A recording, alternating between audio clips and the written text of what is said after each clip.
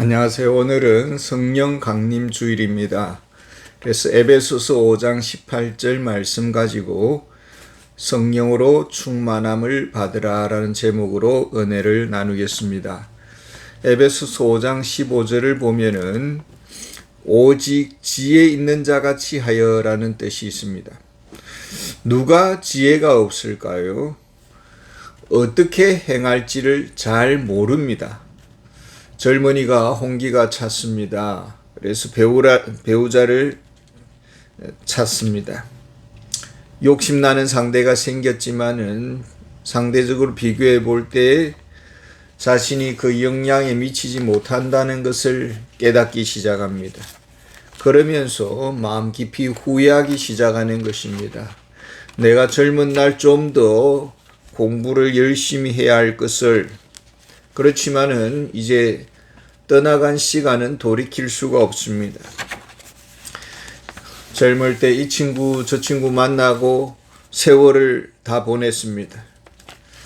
만만치 않는 세상살이입니다. 그저 하늘에서 금보따리가 떨어지지 않습니다.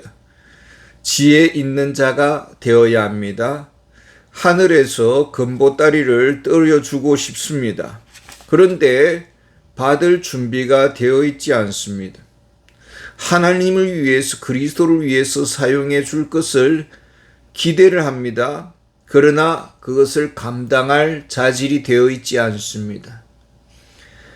바람같이 사라진 시간, 세월 앞에 후회합니다. 좀 더 준비된 사람이 되었어야 했는데, 누가 지혜 있는 자입니까? 15절에 보면은 세월을 아끼라 때가 악하니라. 기회가 있습니다. 언젠가는 모든 것이 평가받을 날이 옵니다. 고린도후서 5장 10절에 보면은 이는 우리가 다 반드시 그리스도의 심판대 앞에 나타나게 되어 각각 선악간에 그 몸으로 행한 것을 따라 받으려 함이라. 하나님이 나를 사람으로 만들어 주셨습니다. 또 이제 잘 나가는 대한민국에 태어나게 하셨습니다. 여기서 살게 하셨습니다. 이런 삶의 기회, 능력의 자원들이 있습니다. 문제는 나에게 자원이 있는지조차 모르고 있습니다.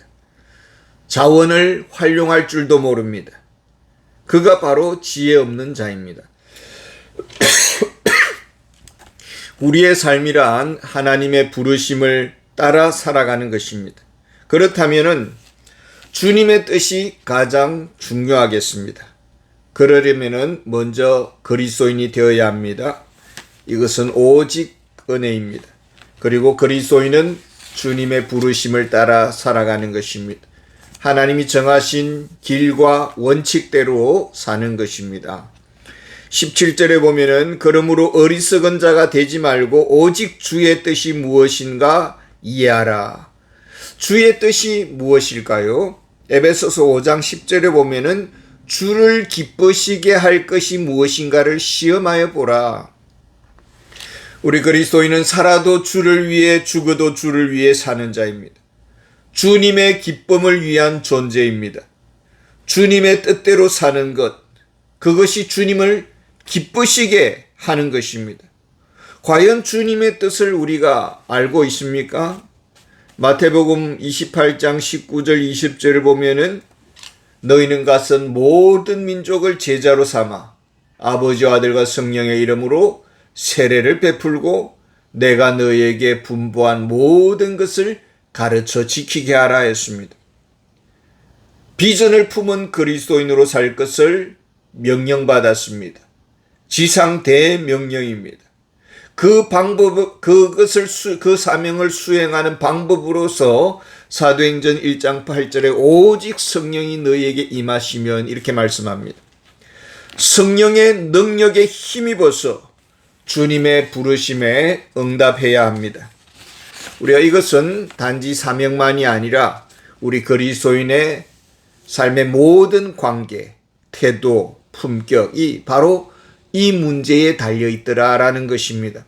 에베소서 5장 18절에 보면은 술 취하지 말라 이는 방탕한 것이니 오직 성령으로 충만함을 받으라. 어느 아버지가 자기 자녀들을 훈계하고 싶습니다. 평소에 할 말이 많지만은 그러나 아버지 본인은 그렇게 말할 입장은 못 됩니다. 그래서 할 말은 하고 싶어서 자녀들을 불러 모았습니다. 그러나 이 맨정신으로 말을 하지를 못합니다. 이 다 큰 자녀들이 덤비고 따질까봐 맨정신으로는 말을 못하고 훈계하려고 불러 모으는 날에는 반드시 술을 마시고 집에 들어와서 이렇게 훈계를 한다라는 것입니다. 그렇다면 벌써 술 먹은 아버지 그 자체가 문제인 것이죠. 이교 종교들은 신과의 영적 교통을 위해서 술을 먹었습니다. 술을 먹고 혼미한 상태에서 하나님과 만나려고 시도를 했습니다. 이것이 에베소서가 기록될 당시에 이교 종교의 예배 방식이었습니다. 오순절 성령 강림 사건 때입니다. 수많은 사람들이 성령의 충만함을 입어서 방언을 합니다. 또 십자가의 복음을 전합니다. 이교 종교의 영향을 받은 사람들은 당장 이 일을 이렇게 해석을 하는 것입니다. 저들은 술 취해서 지금 헛소리를 하고 있는 것이다라고 판단을 하는 것입니다. 이때 베드로가 대답을 하기를 사도행전 2장 15절에 보면은 이 사람들이 취한 것이 아니라 때가 제3신이 너희 생각과 같이 이 사람들이 취한 것이 아니다. 제3시면은 오전 9시가 됩니다. 아침 해가 돋을 밝은 대낮입니다. 이때에 성령의 충만함을 입었다라는 것입니다. 지금 사도 바울은 오직 성령의 충만함을 받으라라고 명령을 하고 있습니다. 선택사항도 아니요 제한적 사항이 아닙니다. 이 말은 성령 충만 받지 아니하면은 어리석은 실패자로 인생을 살 수밖에 없다라는 것입니다. 지혜 없는 자이다라는 것입니다. 그리스도의 영이 없는 자로 볼 수밖에 없다라는 것입니다. 로마서 8장 9절에 보면은 만일 너희 속에 하나님의 영이 거하시면 너희가 육신에 있지 아니하고 영에 있나니 누구든지 그리스도의 영이 없으면 그리스도의 사람이 아니라. 그리스도인만이 성령의 충만함을 받을 수가 있습니다. 이것이 에베소서의 핵심 구절입니다. 어리석은 자의 삶이 있고 지혜로운 자의 삶이 있습니다. 이 궁극적인 이 갈림길은 오직 성령의 충만함 한가에서 문제가 풀려지는 것입니다. 성령 충만한 자의 모습이 어떠합니까? 19절에 보면 시와 찬미와 신령한 노래들로 서로 화답하며 너희의 마음으로 주께 노래하며 찬송하며. 집에서 가끔씩 찬송을 부르십니까? 마음에서 우러나오는 그 찬송을 콧노래처럼 이렇게 부르십니까? 성령으로 충만한 자의 이 몸의 반응이 찬송이라는 것입니다. 주님을 마음으로 찬양합니다. 그리고 20절에 보면 범사에 우리 주 예수 그리스도의 이름으로 항상 하나님 아버지께 감사하며. 항상 감사의 마음을 품고 살아가고 있습니까? 하나님이 행하신 모든 일 앞에서 감사의 마음을 가집니까? 지나온 걸음마다 하나님의 은혜입니다. 오늘 하루하루도 하나님의 축복 속에 우리가 살아가고 있습니다. 앞으로도 하나님과의 동행하는 하루하루가 너무나 기대가 됩니다. 진정 범사에 감사하고 있습니까? 혹시 찬양은커녕 기도조차 나오지 않습니다. 감사는커녕 불평과 원망과 상한 마음으로 혈압이 아주 높은 상태에 있습니다. 조금 누군가가 탁 건드리면 빵 하고 터질 그런 지경입니다. 분명 그리스도인이라고 하는데 어떻습니까? 에베소서 5장 3절 4절에 보면은 음행과 온갖 더러운 것과 탐욕은 너희 중에서 그 이름조차 부르지 말라. 누추함과 어리석은 말이나 희롱의 말은 마땅치 아니하다. 오히려 감사하는 말을 하라. 진정 감사하면서 살아가고 있습니까? 아니면은 후회와 부끄러움 뿐입니다. 누추함으로 마음이 더럽혀졌습니다. 어리석은 말의 실수 덩어리입니다. 하루하루의 낮과 밤을 악한 생각으로 얼룩지게 했습니다. 그렇다면 우리는 의심을 합니다. 나는 그리스도인이라고 할 수 있느냐? 혹시 불신자가 아닌가? 분명 예수 그리스도를 믿는데 말과 행실이 통제가 되지 않습니다. 삶이 기쁘지가 않습니다. 상처의 쓴뿌리가 가시처럼 나를 찌릅니다. 존귀한 하나님의 자녀, 그리스도의 발자취를 따른다는 것은 하나의 먼 이상으로 느껴집니다. 내가 예순가 하면서 자포자기한 상태에서 되는 대로 살고 있지는 않습니까? 할 말 다 하고 따질 것 다 따지면서. 사도 바울은 성령으로 충만함을 받으라 명령하고 있습니다. 성령으로 충만하지 않습니다. 육신적 그리스도인에 더 가깝습니다. 그리스도인이라는 말을 듣기에는 너무나도 부족하고 부끄러운 점들이 많습니다. 사도 바울은 고린도 교회 성도들의 상태가 이와 같음을 잘 알았습니다. 그런 육신적 그리스도인들을 향해서 거듭나야 한다라고 말하고 있지 않습니다. 고린도전서 6장 19절에 보면은 너희 몸은 너희가 하나님께로부터 받은 바 너희 가운데 계신 성령의 전인 줄 알지 못하느냐. 너희 몸은 너희 가운데 계신 성령의 전인 줄 알지 못하느냐. 우리 안에 거하시는 성령님, 그 성령이 보는 앞에서 어리석게 처신을 합니다. 그것은 성령님의 인격을 무시하는 행위죠. 성령님을 너무나 슬프게 수치스럽게 만든다라는 것입니다. 에베소서 4장 30절에 보면은 하나님의 성령을 근심하게 하지 말라. 성령님의 마음을 너무나 불편하게 만드는 것입니다.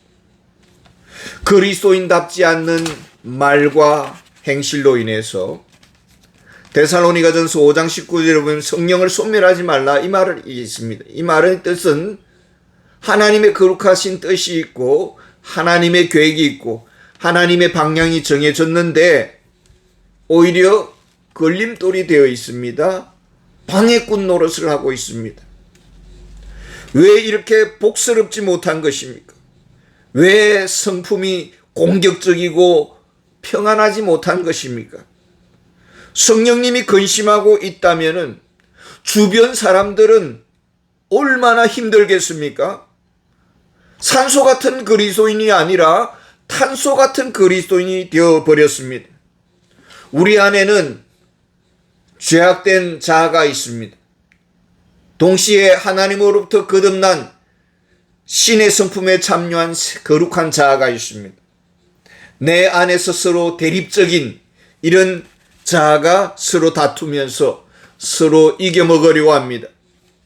그런데 사랑보다는 미움이 지배적이고 근심과 염려가 내 마음을 정복했습니다. 그러면은 자연스럽게 얼굴 형태가 비뚤어지게 되어 있습니다. 마음은 굳어지고 말은 거칠게 나옵니다. 악취나는 내 모습에 성령님이 실망합니다. 어떻게 하면 우리가 성령의 충만함을 받을 수 있을까요? 어떻게 하면 내 안에 있는 이 악의 오물을 비울 수가 있을까요? 성령의 충만함을 받으라 했습니다. 성령의 충만함을 받기 위해서 기도를 열심히 하라 이렇게 말하고 있지 않습니다. 이 말씀 속에는 비워내어야 할 이 장애물을 처리해야 한다라는 말이 전제되어 있습니다. 그 처리의 방법이 무엇일까요? 요한일서 1장 9절에 보면은 만일 우리가 우리 죄를 자백하면 그는 미쁘시고 의로우사 우리 죄를 사하시며 우리를 모든 불의에서 깨끗하게 하실 것이요. 세례 요한은 마태복음 3장 8절에 보면은 회개에 합당한 열매를 맺어야 한다 이렇게 말을 했습니다. 예수님은 마가복음 1장 15절에서 때가 찼고 하나님의 나라가 가까이 왔으니 회개하고 복음을 믿으라 이렇게 말씀했습니다. 성령께서 근심함으로 우리의 마음을 압박합니다. 성령께서 더럽혀진 이 마음의 그릇을 보면서 너무나 실망스럽습니다. 크게 사용하기를 원하는데 지금 마음의 그릇에 오물이 가득 차 있습니다. 그러면 성령께서 근심함과 동시에 내 마음은 압박을 받습니다. 빨리 회개하라고 성령께서 재촉하는 것입니다. 이것은 비워내어야 한다라는 것입니다. 토해내야 된다라는 것입니다. 우리가 매 순간마다 이 회개의 토설을 게을리하지 말아야 된다라는 것입니다. 이제 이 빈 마음 속에 무엇으로 채워야 됩니까? 성령으로 충만함을 받는다는 뜻은 무엇일까요? 골로새서 3장 16절에 보면은 그리스도의 말씀이 너희 속에 풍성히 거하여, 그리스도의 말씀의 피가 우리의 뇌와 심장과 우리의 입술과 행실 속에 흘러 다녀야 된다라는 것입니다. 그리스도의 말씀의 피가 우리의 전 인격에 전달되어야 된다라는 것입니다. 그래서 그리스도의 인격으로 우리가 닮아가야 됩니다. 이것이 성령 충만함입니다. 비원에는 회개의 지속적인 삶이 있어야 되고 말씀으로 채워지는 충만한 삶. 하나님은 바로 그런 성령 충만한 스데반을 사용하셨고 성령 충만한 사도 바울을 사용하셨습니다. 에베소서는 성령 충만할 때에 부부관계가 건강해지고 성령 충만할 때에 가정이 그리스도의 포도주 향기로 풍겨날 것이고 성령 충만할 때 그리스도의 교회는 새로운 새 생명의 축제의 예배를 드릴 수 있을 것이라고 우리에게 보여주고 있습니다. 지속적인 회개의 삶, 지속적인 말씀으로 그리스도를 닮아가는 삶, 이것이 그리스도인의 삶의 열쇠인 것입니다. 이런 은혜가, 이런 놀라운 변화가 우리에게 충만하기를 바랍니다. 감사합니다.